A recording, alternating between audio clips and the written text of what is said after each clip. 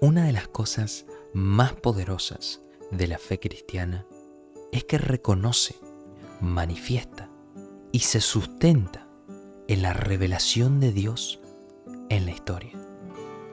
Es decir, afirma ser la religión verdadera, porque el Dios verdadero se dio a conocer, se reveló en la historia y testificó su verdad.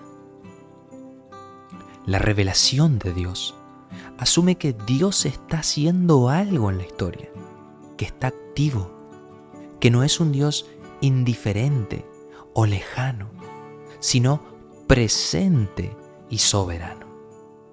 Y Dios, como ser soberano, es Señor de la historia. Él controla el tiempo, el espacio, el universo entero, hasta en sus más mínimos detalles. Desde el sostenimiento del Sol, los planetas en órbita, hasta los pájaros que caen de los árboles o los pelos de nuestro cabello, nada escapa a su control. Y no solo Él sostiene el orden que hay en el mundo, sino que orquesta la dirección de los eventos de la historia para que se conformen a su plan y voluntad. En simples palabras, nada escapa a su control, autoridad y presencia. La existencia de este Dios soberano que se revela en la historia pone de manifiesto que el cristianismo no comenzó con Jesús, ni mucho menos con sus apóstoles.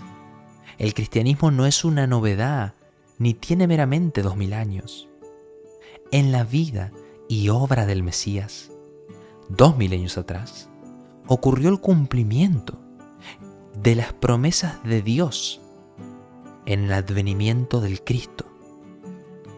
El libro de los Hechos, en el Nuevo Testamento, hace foco justamente sobre esto, destacando que Dios predijo el sufrimiento y el cumplimiento del Mesías a través de sus profetas. Pedro, uno de los apóstoles de Jesús, se dirige a una comunidad que fue testigo y cómplice de la muerte de Jesús. Una audiencia mayormente judía que debía conocer el Antiguo Testamento. Y a ellos particularmente les recuerda que Dios es el narrador principal, aunque Él no solo relata, sino controla como autor el desarrollo de la historia. Él dice allí en Hechos 3:17, «Mas ahora, hermanos, sé que por ignorancia habéis hecho esto», refiriéndose a la crucifixión de Cristo, «como también vuestros gobernantes. Pero Dios ha cumplido así lo que había antes anunciado por boca de todos sus profetas, que su Cristo había de padecer. Así que arrepentíos y convertíos, para que sean borrados vuestros pecados, para que vengan de la presencia del Señor tiempos de refrigerio. Y Él envía a Jesucristo, que os fue antes anunciado, a quien de cierto es necesario que el cielo reciba hasta los tiempos de la restauración de todas las cosas, de que habló Dios por boca de sus santos profetas, que han sido desde tiempo antiguo». Lo asombroso es que Pedro no se detiene en proclamar que todo lo que había sucedido alrededor del Mesías fue anunciado de antemano por profetas, sino que también añade, porque Moisés dijo a los padres, «El Señor vuestro Dios os levantará profeta de entre vuestros hermanos. Como a mí, a Él oiréis en todas las cosas que os hable, y toda alma que no oiga a aquel profeta será desarraigada del pueblo». La profecía a la que alude Pedro se encuentra en Deuteronomio 18, donde poco antes de su muerte, Moisés declara que llegaría el tiempo en el que Dios levantaría un nuevo Moisés de entre el pueblo. ¿Quién sería? ¿Cuál sería su propósito?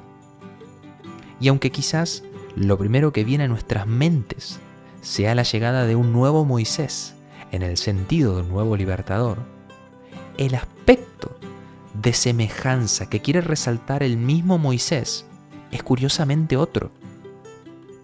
Él resalta la cercanía de Dios, la comunión con Dios que tendría este nuevo Moisés. Recordemos que Moisés hablaba con Dios cara a cara.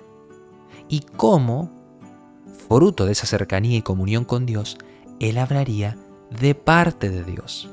Es decir, sería un profeta. Este nuevo Moisés declararía las palabras de Dios con autoridad, proferiría la voluntad de Dios y por eso el pueblo debía escucharlo, porque él sería digno de ser oído.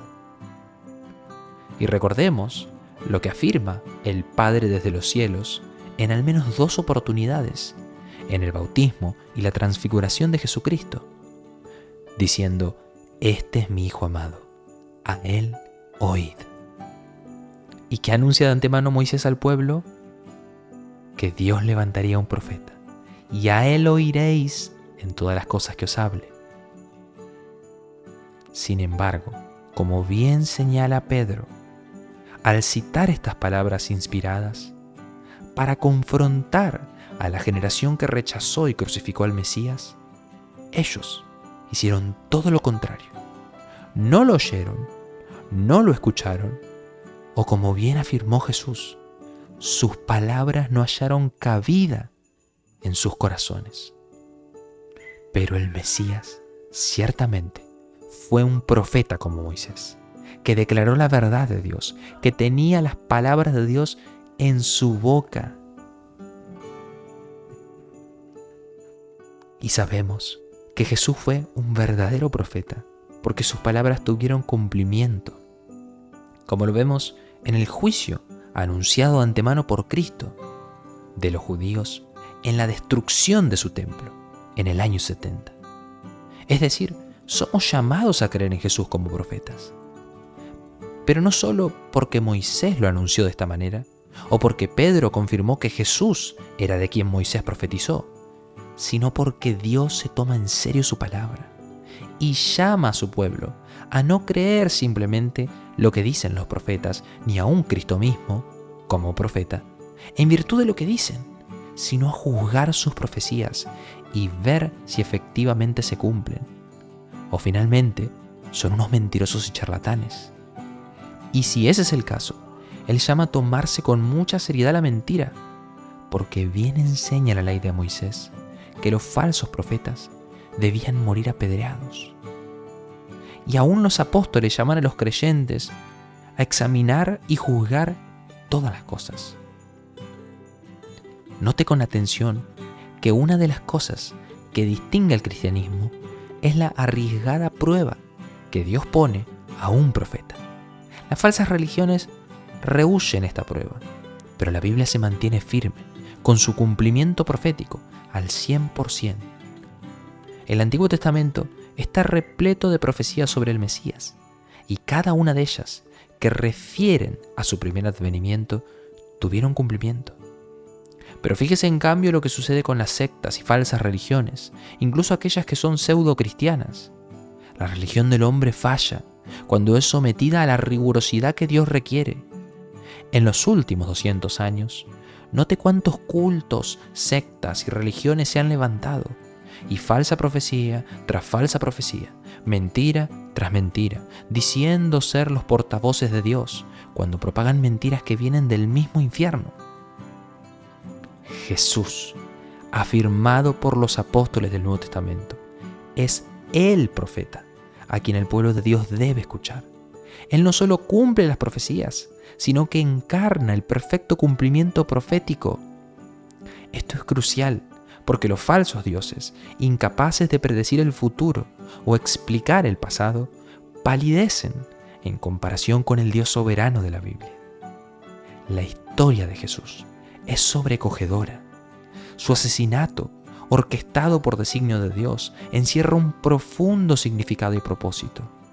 Jesús vino para vivir una vida perfecta y luego morir por los pecados de la humanidad. Su muerte no escapa al plan de Dios. No significa que las cosas se salieron fuera de control, que algo salió mal y hay que tomar un plan B.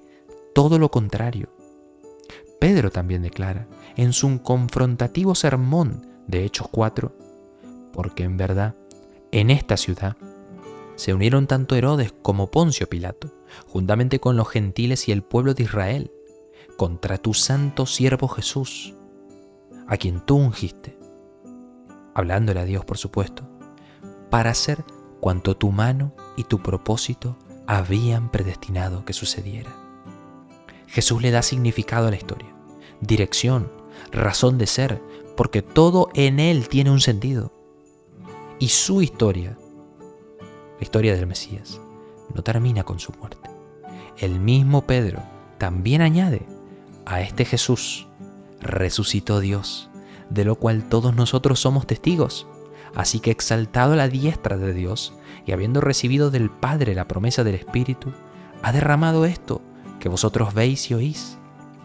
Porque David no ascendió a los cielos, pero él mismo dice: dijo el Señor a mi Señor, siéntate a mi diestra, hasta que ponga a tus enemigos por estrado de tus pies. Sepa pues, con certeza toda la casa de Israel, que a este Jesús, a quien vosotros crucificasteis, Dios le ha hecho Señor y Cristo. Jesús, el Rey de Reyes, reina como el verdadero Señor de toda la tierra, como el Señor de la historia. La Navidad simboliza el principio del cumplimiento de esta extraordinaria historia. Abracemos al verdadero Rey y celebremos su venida. Que la tierra reciba a su Rey.